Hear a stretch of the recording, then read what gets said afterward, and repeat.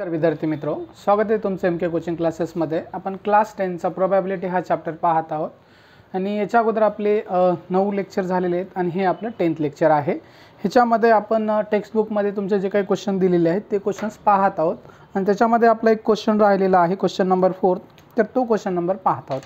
ठीक आहे, ह्याच्या अगोदर जर तुम्ही चॅनलवर नवीन असाल तर चॅनलला सबस्क्राइब करा आणि तुमच्या मित्रमैत्रिणींपर्यंत हे चॅनल नक्की शेअर करा। तर चला मग पाहूया आपण क्वेश्चन नंबर 4।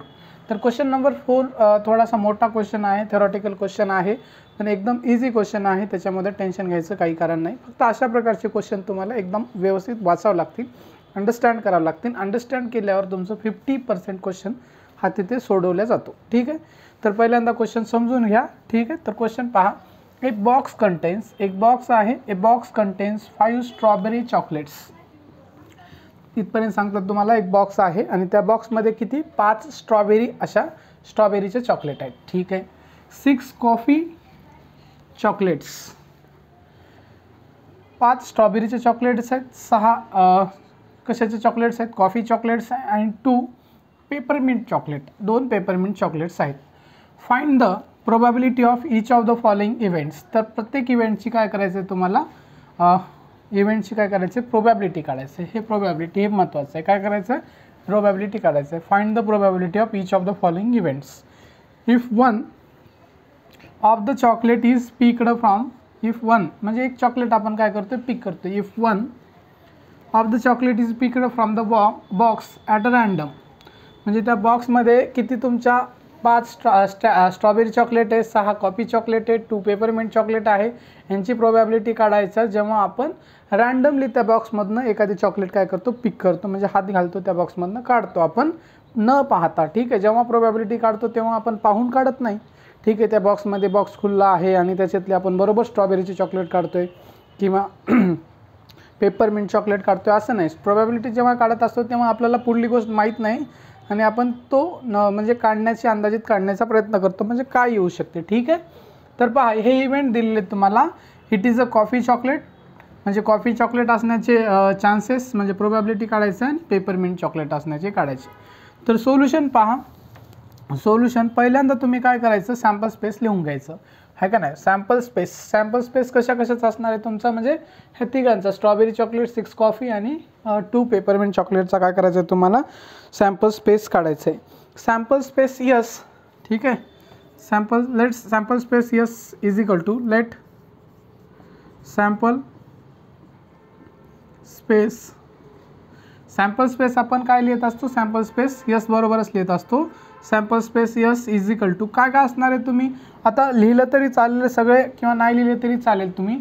ठीक आहे, तर काय काय असणार आहे तुमचं सॅम्पल स्पेस आहे का नाही। सॅम्पल स्पेस यस तुम्ही असं ब्रॅकेटमध्ये पण लिहू शकता, ठीक आहे, किंवा कर्ली ब्रॅकेटमध्ये किंवा डायरेक्टली पण लिहू शकता, ते तुमच्या मनावर आहे। सॅम्पल स्पेस तुम्ही कर्ली ब्रॅकेटमध्ये पण लिहू शकता किंवा तसंही लिहू शकता। सॅम्पल स्पेस तुमचं काय असणार आहे, डायरेक्टली लिहू शकता।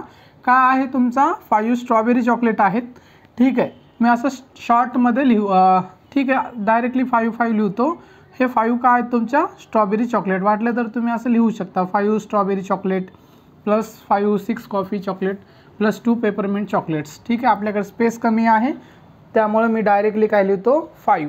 हे काय 5 स्ट्रॉबेरी चॉकलेट प्लस तुमचा 6 कॉफी चॉकलेट प्लस तुमचा काय आहे 2 पेपरमिंट चॉकलेट्स। तर ह्या तिघांची बेरीज करा, तुम्ही तिघांची बेरीज करा, 6 प्लस 5 प्लस 6 तुमचा किती होतो 11 आणि हा 2 13, म्हणजे ह्या तिघांची ॲडिशन जर केल्या तुम्ही तर ॲडिशन केल्यानंतर तुमचं येतो 13। हे तुमचं सॅम्पल स्पेस झालेलं आहे। ठीक आहे, सॅम्पल स्पेस असल्यानंतर देअरफॉर तुम्ही याच्याच साईडला मी इथं लिहितो। ठीक आहे, आपल्याकडे जागा कमी आहे म्हणून मी लिहितोच, तुम्ही काय लेट सॅम्पल स्पेस एका लाईनमध्ये लिहा, एस इज इक्वल टू हे एका लाईनमध्ये लिहा, त्याच्यानंतर दुसऱ्या लाईनमध्ये हे लिहा। आपल्याकडे मला जागा कमी पडते म्हणून खाली इथं लिहितो साईडला। ठीक आहे, मग एन ऑफ एस काय असणार आहे, N of S is equal to तुमचं 13 असणार आहे। ठीक आहे, इथपर्यंत तुम्हाला कळलं असेल। त्याच्यानंतर आता तुम्हाला इव्हेंट बघायचं आहे। इव्हेंट काय आहे, event first event it is a coffee chocolate, त्याला काय म्हणा ए बी काहीतरी म्हणा, जे इव्हेंट आहे त्याला आपण मनानं नाव द्यायचं आहे। मग तुमचा हा इव्हेंट ए, समजा हा इव्हेंट ए आहे। ठीक आहे, इव्हेंट ए काय आहे, it is a coffee chocolate, काय आहे, it is a coffee chocolate असं लिहायचं, coffee chocolate. It is a coffee chocolate. तर इव्हेंट ए आहे तुमचा कॉफी चॉकलेट असण्याची काय प्रोबॅबिलिटी आहे. कॉफी चॉकलेट्स किती आहेत तुम्ही बघा. कॉफी चॉकलेट्स आहेत 6. कॉफी चॉकलेट्स काय आहेत 6 आहेत. किती आहेत कॉफी चॉकलेट्स काय आहेत तुमच्या 6.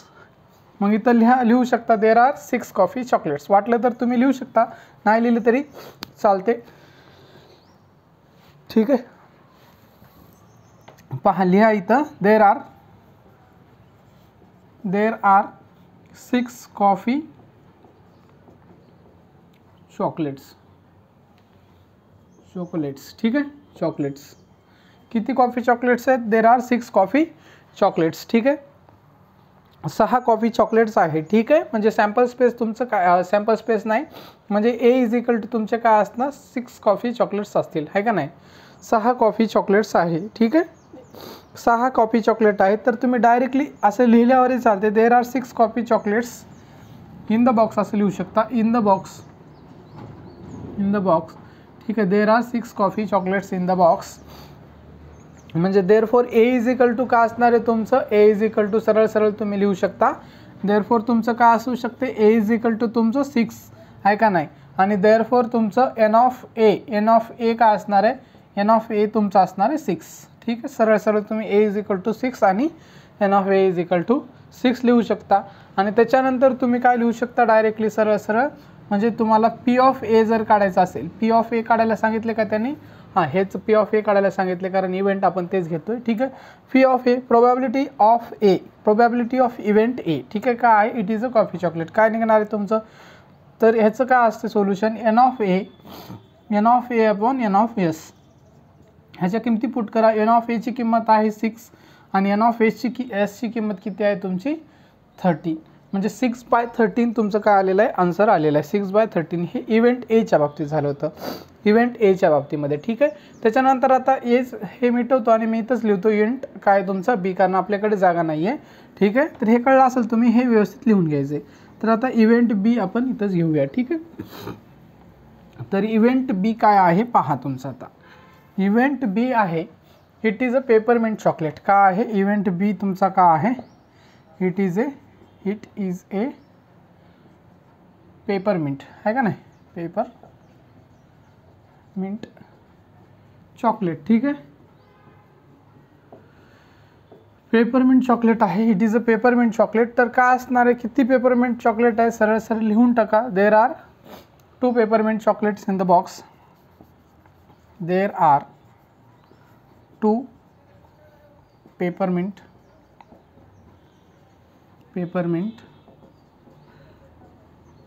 Chocolates in the box. बॉक्समध्ये किती आहेत तर तुमच्या 2 पेपरमिंटच्या चॉकलेट आहेत. किती चॉकलेट आहेत पेपरमिंटच्या तुमच्या 2 पेपरमिंटच्या चॉकलेट आहेत बॉक्समध्ये. बरोबर, there are 2 peppermint chocolates in the box. मग तुमचं इव्हेंट बी घेतोय आपण म्हणजे बी बरोबर काय असणार आहे. देअर फोर तुमचं बी बरोबर असणार आहे 2. Therefore N of B तुमचा किती असणार आहे 2. आणि देअर फोर तुमचं probability of event B is equal to formula काय असणार आहे एन ऑफ बी अपॉन तुमचं असणार आहे एन ऑफ एस आणि is equal to N of बीची किंमत आहे तुमची 2 आणि एन ऑफ एसची किंमत आहे तुमची 13. हे एन ऑफ एसची किंमत इथं 13 आहे. तर हे तुमची प्रोबॅबिलिटी असणार आहे 2/13. तर अशा प्रकारे हा क्वेश्चन तुमचा काय झालेला आहे सोडून आपल्याला झालेला आहे. ह्याच्यानंतर आपण काय बघूया तुमचा प्रॅक्टिस सेट आहे. त्याच्यानंतर तुमचा प्रॅक्टिस सेट 5.4. याच्यानंतर तुमचा प्रॅक्टिस सेट 5.4 आहे तो आपण डायरेक्टली आता काय करूया पाहूया. तर पहा नेक्स्ट क्वेश्चन नंबर 1 आपण प्रॅक्टिस सेट 5.4 पाहतोय. प्रॅक्टिस सेट 5.4 पाहतोय. त्याच्यामध्ये क्वेश्चन नंबर 1 पाहायचं आहे आपल्याला. ठीक आहे, पहिला क्वेश्चन काय आहे तुमचा प्रॅक्टिस 5.1 मध्ये पहा. सिंपल क्वेश्चन आहे. If 2 coins are tossed find the probability of the following events. तर 2 कॉइन्स टॉस केल्याच्या नंतर प्रोबॅबिलिटी काढायचे खाली इव्हेंटची. पहिला इव्हेंट आहे का आहे पहिला इव्हेंट गेटिंग ॲटलिस्ट. हा शब्द इंग्लिशचा महत्त्वाचा आहे. ॲटलिस्ट 1 हेड आणि गेटिंग नो हेड. ठीक आहे, ॲटलिस्टचा हे अर्थ वगैरे मी तुम्हाला जेव्हा आपल्याला प्रोबॅबिलिटी काढणार आहे तेव्हा समजून सांगणार आहे. तोपर्यंत क्वेश्चन आपण स्टेप बाय स्टेप क्वेश्चन सोडूया. सोल्युशन पहा. तर solution if 2 coins are tossed find the probability of the following event. पहा sample space, let S be the sample space, आहे का नाही. सॅम्पल स्पेस किंवा sample space S is equal to लिहू शकता. सॅम्पल स्पेस यस मी direct लिहितो, तुम्ही खाली लिहायचं. Sample space S is equal to का असणार आहे, तुमचे 2 कॉईन जर हवेमध्ये फेकल्या, 2 कॉईन आहेत तुम्ही हवेमध्ये फेकल्या, तर दोन्ही कॉईनवर तुम्हाला एकतर हेड मिळू शकते. पहिल्या कॉईनवर हेड, दुसऱ्या कॉईनवर हेड, पहिल्या कॉईनवर हेड, दुसऱ्या कॉईनवर टेल, पहिल्या कॉईनवर टेल, दुसऱ्या कॉईनवर हेड आणि दोन्ही कॉईनवर टेल. असे 4 पॉसिबिलिटी मिळतात तुम्हाला. किती मिळतात, 4 पॉसिबिलिटी मिळतात. मग इथंच लिहितो मी त्याच्या पुढं therefore N of S is equal to तुमचं 4. हे तुम्ही एका खाली एक लिहायचं. मी माझ्याकडे जागा कमी असल्यामुळं मी पुढे लिहितो. ठीक आहे. एन ऑफ एस तुमचं 4 मिळालं आहे. इथपर्यंत काय अडचण नसणार आहे तुम्हाला. हे झालेलं आहे तुमचं इथपर्यंत सोडून. ठीक आहे. त्याच्यामध्ये find probability of the following events काढायचं. आता हे 2 कॉईन्स टॉस केल्याच्यानंतर हे आपल्याला सॅम्पल स्पेस मिळालेलं आहे. आणि ते एन ऑफ एस 4 कसं आले तुमचे, हे सॅम्पल पॉईंट्स आहे का नाही, नंबर ऑफ सॅम्पल पॉईंट्स 4 आहेत म्हणून ते N of S is equal to 4. आता तुम्हाला सगळं कळलं असेल कारण आपलं हे 10th लेक्चर आहे. ठीक आहे. आता इव्हेंट ए पहा पहिला इव्हेंट आहे इव्हेंट ए आहे. म्हणजे पहिला जो असतो त्याला आपण इव्हेंट ए म्हणा आणि दुसरा असलेला इव्हेंट बी म्हणा. तुमच्या मनावर काही म्हणू शकता किंवा पी क्यू काही म्हणू शकता, पण ए म्हणलेलं बरं. ठीक आहे सगळ्यात. तर event A is equal to काय असणार आहे, गेटिंग ॲटलिस्ट 1 हेड. का आहे गेटिंग, तशाच तसं लिहून टाका, गेटिंग ॲटलिस्ट 1 हेड.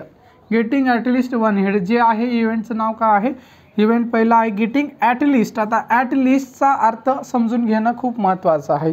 ॲटलिस्टचा अर्थ समजून घेणं काय आहे, खूप महत्त्वाचं आहे.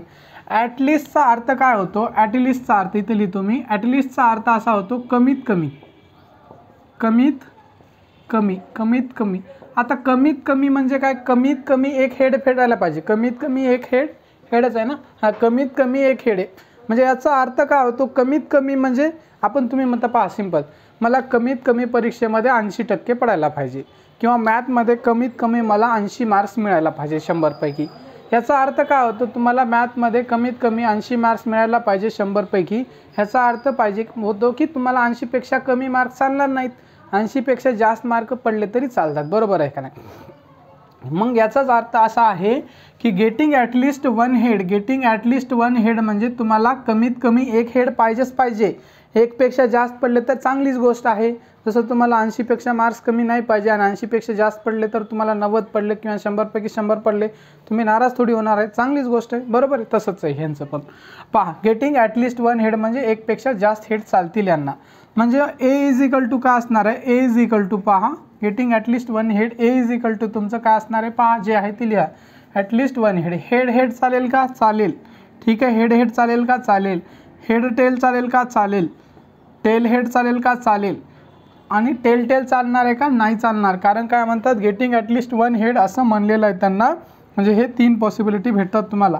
मग therefore N of A is equal to काय असणार आहे तुमचं, एन ऑफ ए किती सॅम्पल पॉईंट आहेत, 1 2 3, तर हे 3. एन ऑफ ए काय आलेलं आहे तुमचं, 3 आलेलं आहे. आता याच्यानंतर तुम्हाला काय करायचं आहे, प्रोबॅबिलिटी काढायचं आहे. काय करायचं आहे तुम्हाला, प्रोबॅबिलिटी काढायचं आहे. मग काय काढायचं आहे तुम्हाला, पी ऑफ ए. काय काढायचं आहे तुम्हाला, पी ऑफ एचा formula probability of event A. ठीक आहे. तर काय असणार आहे तुमचा, N of A upon N of S. N of A upon N of S. ठीक आहे. Is equal to N of एची किंमत काय तुमची 3 आहे आणि एन ऑफ एसची किंमत काय 4 आहे.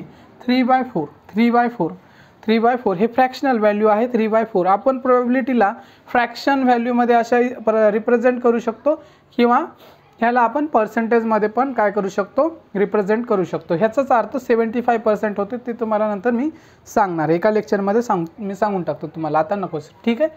तर हे इथपर्यंत तुम्हाला कळलं असेल. हे झालं पहिलं तुमचं. ठीक आहे. हे गेटिंग ॲटलिस्ट 1 हेड हे तुमचा पहिला क्वेश्चन झालेला आहे. त्याच्यानंतर इव्हेंट बी तुमचा काय, getting no head. Getting no head तुमचा काय आहे, इव्हेंट बी आहे. ठीक आहे. तर पहा लक्ष द्या. तर आता आपण इव्हेंट बी बघायचं आहे. काय, गेटिंग नो हेड. तर आपल्याला जागा कमी आहे. मी काय करतो, इथं जागा ह्याला मिटवतो. ठीक आहे. हा एवढा मिटवतो आणि आपण ह्याच्या इथं लिहून घेतो मी. ठीक आहे. तर तुमचं पहा, तर काय असणार आहे तुमचं, सेकंड नंबरचं काय असणार आहे, इव्हेंट बी. इथं लिहितो मी. तर event B is equal to तुमचं काय, getting no head. Getting no head, no head हे तुमचं इव्हेंट बी आहे. गेटिंग नो हेड सरळ सरळ अर्थ आहे गेटिंग नो हेड म्हणजे जर तुम्ही जर कॉईन हवेमध्ये फेकल्या तुम्हाला हेड पाहिजेच नाही, म्हणजे एक बी पाहिजे नाही, दोन बी पाहिजे नाही, काहीच पाहिजे नाही, म्हणजे सरळ सरळ मला हेड नकोच, हेड नकोच. ठीक आहे, म्हणजे मला टेल पाहिजे. ठीक आहे, म्हणजे तुम्ही आता जेवण करायला बसल्या आणि तुमच्या घरी काहीतरी केले तुम्हाला समजा. ठीक आहे, काय केलेलं आहे समजा गुलाबजामुन केलेले आहेत, म्हणजे तुम्ही म्हणले की बा मला गुलाबजामुन नकोच, मग याचा अर्थ असा होतो की मला गुलाबजामुन नको म्हणजे मला फक्त 2च गुलाबजामुन द्या, मला 1च गुलाबजामुन द्या किंवा मला 10च गुलाबजामुन द्या, 5 द्या, काहीच नाही, मला गुलाबजामुन नको. याचा अर्थ काय होतो की मला एकही गुलाबजामुन नकोच आहे, म्हणजे मला खाण्यामध्ये आवड नाही, इंटरेस्ट नाही. असं होऊ शकत नाही, परंतु काही लोकांना आवडत नसेल, मे बी आवडत नसेल किंवा दुसरे काही कारण असू शकतो, काही लोकांना शुगर बी असू शकते, त्यामुळे त्यांना खायला जमत नसेल. ठीक आहे, अशा अडचणी असू शकतात. ठीक आहे, मग गेटिंग नो हेड म्हणजे ह्यांचं पण तसंच आहे की ह्यांना हेड चालत नाही, म्हणजे टेल चालेल ह्यांना. ठीक आहे, मग ते टेल एक असो किंवा 2 असो चालतील, काही हरकत नाही आहे, पण त्याच्यासोबत हेड यायला नाही पाहिजे. ठीक आहे, म्हणजे बी इज इक्वल टू का असणार आहे, बी इज इक्वल टू पहा, बी इज इक्वल टू काय असणार आहे ते आपण पाहून घेऊया. बी इज इक्वल टू तुमचं पहा हेड गेटिंग नो हेड म्हणलं, हेड दोन्ही हेड आहेत चालणार नाही. एक हेड हा टेल आहे पण याच्यासोबत हेड आलाय त्याच्यामुळे चालणार आहे का, नाही चालणार. हा टेल आहे याच्यासोबत हेड आलाय, चालेल का, नाही. मग एकच तुमचं हे उरते टेल. ठीक आहे, का आहे B is equal to tail. ठीक आहे, म्हणजे देअरफॉर तुमचं N of B is equal to तुमचं असणार आहे 1 आणि प्रोबॅबिलिटी ऑफ इव्हेंट बी का असणार आहे तुमची एन ऑफ बी अपॉन तुमचं एन ऑफ एस असणार आहे. N of S is equal to तुमचं लिहा, एन ऑफ बी आहे तुमचा 1 आणि एन ऑफ एस तुमचा असणार आहे 4. एन ऑफ एस किती असणार आहे तुमचा, एन ऑफ एस हा 4 आहे. ठीक आहे, हे तुमचं अशा प्रकारे हा क्वेश्चन सोडून झालेला आहे तुमचं. आणि हा परीक्षेमध्ये तुमच्या किती मार्क्ससाठी क्वेश्चन आलेला आहे, सिंपल क्वेश्चन आहे आणि तुमच्या बोर्डच्या परीक्षेमध्ये हा क्वेश्चन विचारलेला आहे. हा बोर्डच्या परीक्षेमध्ये किती मार्क्ससाठी क्वेश्चन येतो तुमचा, हा पूर्ण जर क्वेश्चन आला तर तुमच्या परीक्षेमध्ये 3 मार्क्ससाठी येतो. किती मार्क्ससाठी येतो, 3 मार्क्ससाठी विचारला गेलेला आहे. आणि हे लास्टचा जो क्वेश्चन आहे म्हणजे हा एवढाच विचारलं. एकच इव्हेंट जर दिला तुम्हाला, म्हणजे हे सगळं सॅम्पल स्पेस आणि एकच इव्हेंट जर दिला तर हा देऊन तुम्हाला 2 मार्क्ससाठी पण विचारलेला आहे. 2 मार्क्ससाठी फक्त एक, म्हणजे हा सोडून. ठीक आहे, 2 मार्क्ससाठी विचारले. पूर्ण क्वेश्चन आला तर तुमचा 3 मार्क्ससाठी आणि एवढाच विचारला तर 2 मार्क्ससाठी फक्त एवढा, पूर्ण 3 मार्क्ससाठी. आणि हा 2 मार्क्ससाठी जुलै 2022 मध्ये विचारलं गेलेलं आहे परीक्षेमध्ये. ठीक आहे, ह्याच्यानंतर आपण नेक्स्ट क्वेश्चन बघूया. पहा सेकंड क्वेश्चन नंबर 2 लिहिलेला आहे तुमच्या बोर्डवर. पहा का आहे, if two dice are rolled simultaneously, 2 dice आपण सायमल्टेनियसली रोल केलं तर find the probability of the following events मी इथे लिहिलेलं नाही, 2-3 इव्हेंट दिलेले आहेत कारण आपल्याला बोर्डवर जागा राहणार नाही, त्यामुळे इव्हेंट्स आपण जेव्हा आपल्याला लागतात तेव्हा आपण घेऊया. ठीक आहे, तर आपण क्वेश्चन सोडवायला काय करू, सुरुवात करूया. ठीक आहे, तर सोल्युशन पहा, इथून डायरेक्टली लिहितो सोल्युशन. सॅम्पल स्पेस आहे का नाही, let S be the sample space आहे का नाही, लेट एस बी द काय तुमचं एस सॅम्पल स्पेस आहे. जेव्हा 2 डायस रोल केल्याच्या नंतर सॅम्पल स्पेस काय मिळते तुम्हाला लिहायचं आहे का नाही. वेंट असं वाटलं तर एखादं स्टेटमेंट तुम्हाला टाकायचं असलं तर तुम्ही टाकू शकता, कोणतंही स्टेटमेंट टाकू शकता आहे का नाही. 2 डायस रोल केल्याच्या नंतर सॅम्पल स्पेस काय मिळते, किंवा डायरेक्टली तुम्ही लिहू शकता आहे का नाही, डायरेक्टली लिहू शकता. तरी तर त्यांनी दिलेलं आहे, तुम्ही डायरेक्टली काय लिहा, S is equal to directly sample space लिहून टाका. आपण अर्ध्या याच्यामध्ये सॅम्पल स्पेस लिहू, बाकीचं तिकडे लिहिता येते. ठीक आहे, तर sample space S is equal to काय असणार आहे, 2 डायस आहे का नाही. 2 डायस जर रोल केल्यानंतर तुम्हाला माहिती आहे, हे सगळ्यांना पाठच करून घ्यायचं, कसं लिहायचं काय नाही ते. ठीक आहे, तर मी ते लिहून दाखवतो तुम्हाला. 1,1 ठीक आहे, त्याच्यानंतर कॉमा 1,2 कॉमा 1,3 कॉमा.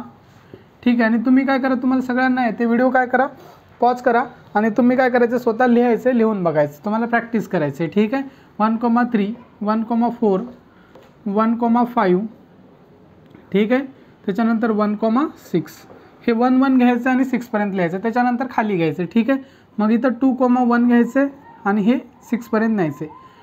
2,2 त्याच्यानंतर तुमचं 2,3 त्याच्यानंतर 2,4 ठीक आहे, त्याच्यानंतर तुमचं काय असणार आहे 2,5 आणि त्याच्यानंतर लास्टला तुमचं 2,6 ठीक आहे. तर त्याच्यानंतर इथं 3 घ्यायचे, 3,1 त्याच्यानंतर तुमचं 3,2 त्याच्यानंतर तुमचं 3,3 फास्ट लिहून टाकतो 3,4. त्याच्यानंतर तुमचं हा 4 आहे, ठीक आहे, हा 4 3,4 3,5. त्याच्यानंतर तुमचं 3,6, ठीक आहे. त्याच्यानंतर तुमचं इथं 4 असेल 4,1 4,2. त्याच्यानंतर 4,3. त्याच्यानंतर 4,4. त्याच्यानंतर 4,5 4,6, ठीक आहे. त्याच्यानंतर 5,1 5,2, ठीक आहे, 5,2 5,3 5,4. त्याच्यानंतर काय असेल 5,5. त्याच्यानंतर असेल तुमचा लास्ट 5,6. त्याच्यानंतर लास्टला आता तुमचा इकडून 6 असेल 6,1 6,2 6,3, ठीक आहे, 6,4. त्याच्यानंतर 6,5 आणि लास्ट असेल तुमचा 6,6, ठीक आहे, ब्रॅकेट क्लोज, ठीक आहे. अशा प्रकारे कसं लिहायचं तुम्हाला एक आयडिया सांगतो. तर इथं 1 घ्यायचं, ह्या साईडला 1 1 1 1 घ्यायचं पहिल्या ह्याच्यामध्ये, आणि इकडं पहिला म्हणजे पहिल्या डायवर तुमच्या 1 1 घ्यायचं आणि दुसऱ्यावर 1 2 3 4 5 6 पर्यंत घ्यायचं. त्याच्यानंतर इथं पहिल्या डायवर 2 घ्यायचं, त्याच्यानंतर तसंच 1 2 3 4 5 6 पर्यंत घ्यायचं. पहिल्यावर 3 घ्यायचे, असे 1 2 3 4 5 6 असे खाली आले पाहिजे आणि 1 2 3 4 5 6 असे गेले पाहिजे. अशा प्रकारे लिहायचं. इथं लिहून टाकू देअरफॉर तुमचं देअरफॉर एन ऑफ का आहे तुमचं N of S. N of S काय असणार आहे मी इकडेच लिहून टाकतो एन ऑफ एस, कारण आपल्याला जागा कमी पडणार आहे. तुम्ही इथं लिहा, परंतु मी काय एन ऑफ एस लिहितो आहे. N of S therefore N of S किती असणार आहे तुमचं हे 36 असणार आहे. तुम्हाला सगळ्यांना माहिती आहे, हे पाठच करून ठेवायचे, मोजायचे, मोजून लिहा तुम्ही 36च असणार आहे, ठीक आहे. तर हे झालेलं आहे. त्याच्यानंतर तुमचं इथपर्यंत सॅम्पल स्पेस झालेला आहे, लिहून सॅम्पल स्पेस आलेला आहे तुमचा. तर क्वेश्चन आता तुमचा फर्स्ट इव्हेंट काय आहे तो वाचून घ्यायचा. इव्हेंट तुमचा काय आहे, इव्हेंट तुमचा इव्हेंट ए. आता इव्हेंट ए लिहायला आपल्याला जागा नाही, तर इव्हेंट ए मी तुम्हाला वाचून दाखवतो, ठीक आहे. तुम्ही काय करा, टेक्स्टबुकमध्ये पुस्तकामध्ये बघा, तुम्ही पुस्तकामध्ये इव्हेंट का आहे हे लेट का आहे तुमचं the sum of the digits on the upper faces is at least 10 पहा मी शॉर्टमध्ये लिहितो सम ऑफ द डिजिट्स, ठीक आहे. डायरेक्ट वाटलं तर लिहून टाकतो. सम का आहे the sum of the digits on the upper faces is at least 10. The sum of the digits on the upper faces is at least, हे सगळ्यात महत्त्वाचं आहे. काय आहे at least 10. का आहे हे सगळ्यात महत्त्वाचं स्टेटमेंट आहे. का आहे the sum of the digits on the upper faces is at least 10. At least 10चा अर्थ, ॲटलिस्ट 10चा अर्थ काय होतो मी तुम्हाला याच्या अगोदरही सांगितलं आहे. ॲटलिस्ट, ॲटमोस्ट आहे का नाही, हे महत्त्वाचे शब्द आहे. ॲटलिस्टचा अर्थ होतो कमीत कमी. काय होतो, कमीत कमी होतो, कमीत कमी म्हणजे किमान. म्हणजे काय, sum of the digits on the upper faces is at least 10 म्हणजे कमीत कमी 10 असायला पाहिजे. ह्याचाच अर्थ काय होतो, कमीत कमी 10 म्हणजे 10पेक्षा जास्त चालतील, पण 10पेक्षा कमी चालणार नाही, ठीक आहे. तुम्हाला एक्झाम्पल देऊन सांगितलं होतं 80 मार्क्स आहे का नाही, आत्ताच सांगितलं होतं तुम्हाला 100पैकी 80 मार्क्स. जर कमीत कमी तुम्हाला 100पैकी 80 मार्क्स, याचा अर्थ काय होतो, कमीत कमी तुम्हाला मॅथमध्ये 80 मार्क्स पाहिजे. याचा अर्थ काय होतो, 80पेक्षा जास्तच पाहिजे, 80 किंवा 80पेक्षा जास्त, 80पेक्षा कमी चालणार नाहीत. ॲटलिस्ट 10 म्हणजे तुम्हाला कमीत कमी 10 असायला पाहिजे, त्यापेक्षा वर असले तर चालतील पण कमी चालणार नाही. तर मग लिहूया आपण इथं पहा. तर काय असणार आहे का नाही, मग ए इज इक्वल टू तुमचं काय असणार आहे पाहायचं. आता 10 यायला पाहिजे. सम ऑफ द अपर फेसेस म्हणजे ह्या दोघांची मिळून बेरीज करा तुम्ही. ह्या सगळ्यांची जर बेरीज केलं तर 1 + 1 2 येईल, 1 + 2 3 येईल, 1 + 4 1 + 3 4 येईल. असं जर केलं तुम्ही लास्टला करा 1 + 6 6 7 पर्यंत जाईल इथं. म्हणजे लास्टला केलं तर तुम्हाला असं करत जा तुम्ही इथपर्यंत 2 + 6 8 पर्यंत जाईल. ह्या रोची सगळ्यात जास्त मोठी बेरीज 8 पर्यंत जाईल, याच्यावरही जाणार नाही. ह्या रोची जर बेरीज केला तर 6 + 3 9 पर्यंत जाईल, तुम्हाला कोणती 10 मिळणार नाही. ह्या रोची जर तुम्ही केल्या तर पहिला नंबर तुम्हाला ॲटलिस्ट 10 वाला हा मिळेल, तुम्हाला 4 हा मिळेल 4 + 6, ठीक आहे. 4 प्लस ॲटलिस्ट 10 म्हणजे 4 + 6 तुम्हाला पहिला एलिमेंट इथं मिळेल आहे का नाही. पहिला सॅम्पल पॉईंट 4,6 मिळेल तुम्हाला. वाटलं तर पहा तुम्ही करून, म्हणजे चेक कसं करणार तुम्ही, बेरीज करू बघा. पण बेरीज करून बघायची काय गरज नाही. ॲटलिस्ट 10 म्हणलं आहे ना, तुमचा हा कोणताही रो आहे त्याची सगळ्यात जास्त बेरीज कोणती येणार आहे अपर फेसेसची, इकडल्या नंबरची.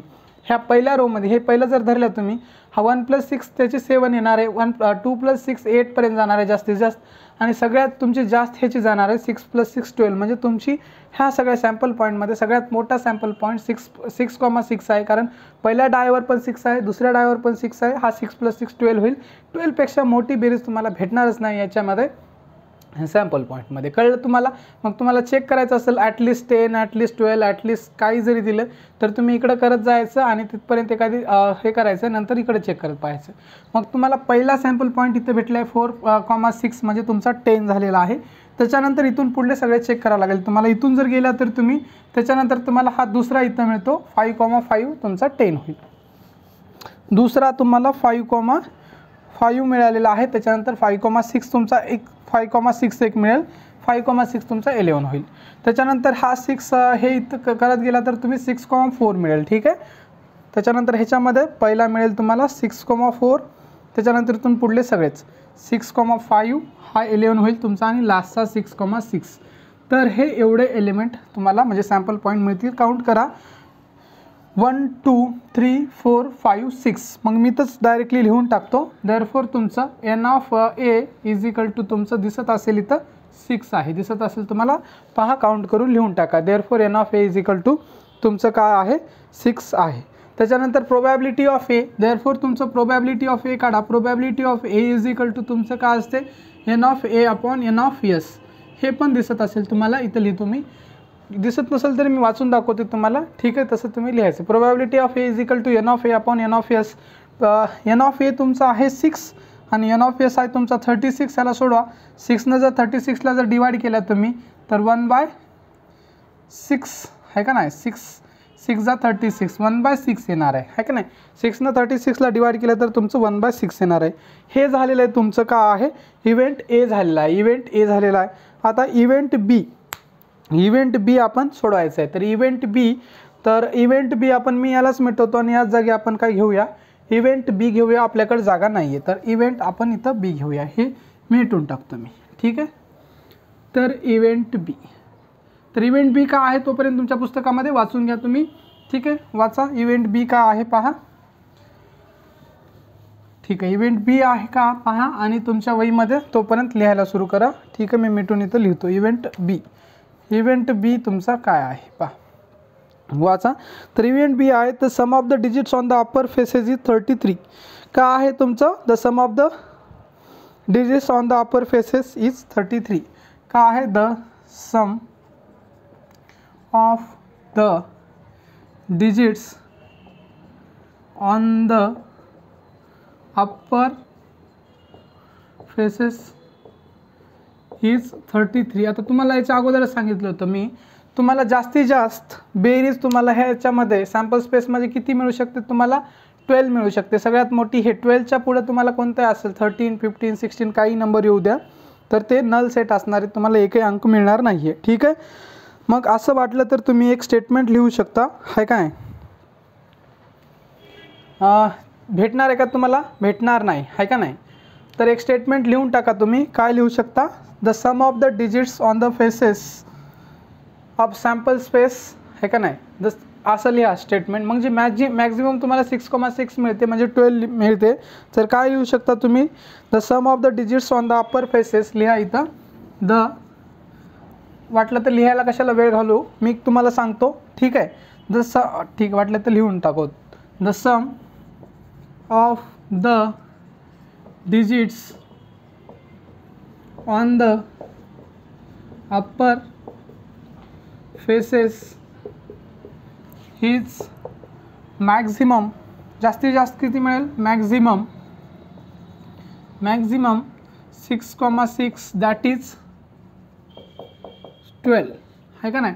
दॅट इज 12 मॅक्झिमम म्हणजे जास्तीत जास्त तुम्हाला हे 6,6 मिळेल, त्याच्यापेक्षा जास्त मिळणार आहे का नाही. दॅट इज 12 म्हणजे तुमचा बी सेट बी आहे का नाही. म्हणजे देअरफॉर बी = तुमचा सेट काय असेल, तुमचा एम्प्टी सेट असेल. ह्यालाच नल सेट म्हणतो आपण, नल सेट म्हणतो. ठीक आहे. म्हणजे तुमचं देअरफॉर तुमचं म्हणजे n ऑफ बी का असेल, n ऑफ बी = 0 असेल. ठीक आहे. n ऑफ बी का असेल तुमचं 0 असेल. मग प्रोबॅबिलिटी पण याची काढू शकता तुम्ही. देअरफॉर प्रोबॅबिलिटी इथंच काढून दाखवतो मी तुम्हाला. इथंच पहा म्हणजे probability of B is equal to काय असणार आहे, एन ऑफ बी अपॉन तुमचं एन ऑफ एस असणार आहे, is equal to N of B तुमचं 0 आहे, एन ऑफ एस 36 आहे, 0/36 काय तुमचं 0 असेल, 0/36 काय असणार आहे तुमचं 0 असणार आहे.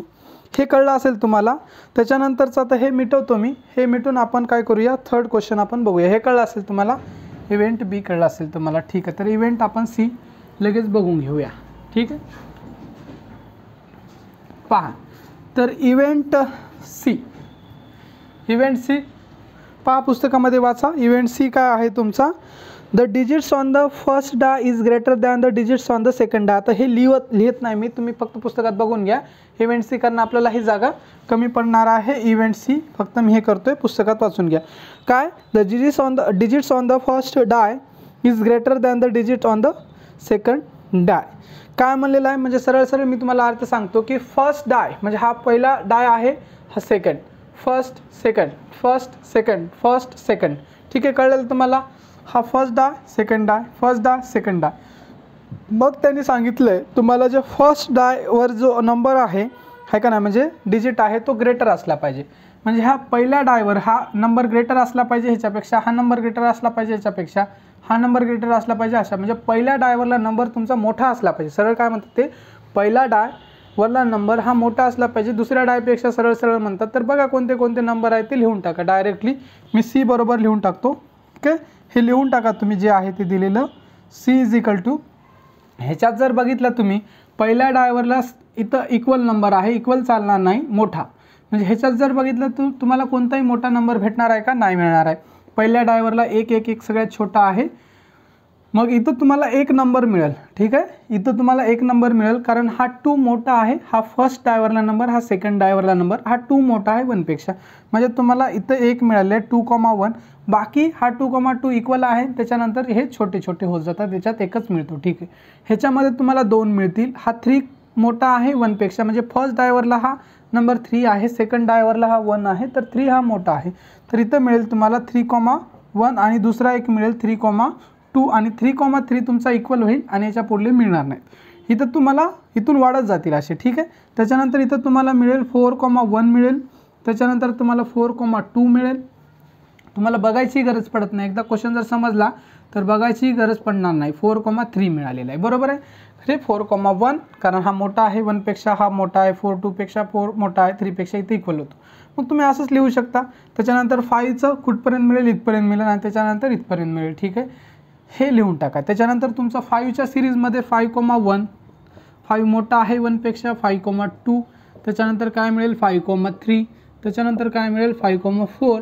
5,5 घेता येणार नाही कारण 5,5 जर घेतला तुम्ही इक्वल होईल. त्याच्यानंतर पुढं पहा 6,1 ते 6,5 पर्यंत, ठीक आहे. लिहून घ्या तुम्ही. तर 6,1, त्याच्यानंतर 6,2, त्याच्यानंतर इथं लिहितो मी 6,3, त्याच्यानंतर तुमचं 6,4, त्याच्यानंतर 6,5. 6,6 चालणार नाही कारण ते इक्वल होतील. तर हे सगळे तुम्ही काय करा, काउंट करा आणि काउंट करून लिहून टाका. तर किती आहेत काउंट करा, 1 2 3 4 5 6 7 8 9 10 11 12 13 14 15. सॅम्पल पॉईंट किती आहेत तुमचे, देअरफॉर एन ऑफ सी दिसत असेल, एन ऑफ सी तुमचे सॅम्पल पॉईंट किती आहेत, 13 तुमचे सॅम्पल पॉईंट आलेले आहेत. किती, 13 आले आहेत का, एक बार काउंट करा व्यवस्थित तुमचं, ठीक आहे. तर एकदा व्यवस्थित काउंट करून घ्या, आपलं काहीतरी राहिलेलं आहे वाटते. पहा, तर 1 2 3 4 5 6 7 8 9 10 11 12 13 14 15. 15 यायला पाहिजे, आपली बेरीज काय चुकलेली आहे, ठीक आहे. तर 15 यायला पाहिजे, 15 बरोबर मोजून घ्या एकदा. 1 2 3 4 5 6 7 8 9 10 11 12 13 14 15. हे आपण 3 विसरलो होतो, हे त्याच्यामुळे आपलं काय 12 आलं होतं वाटतं, ठीक आहे.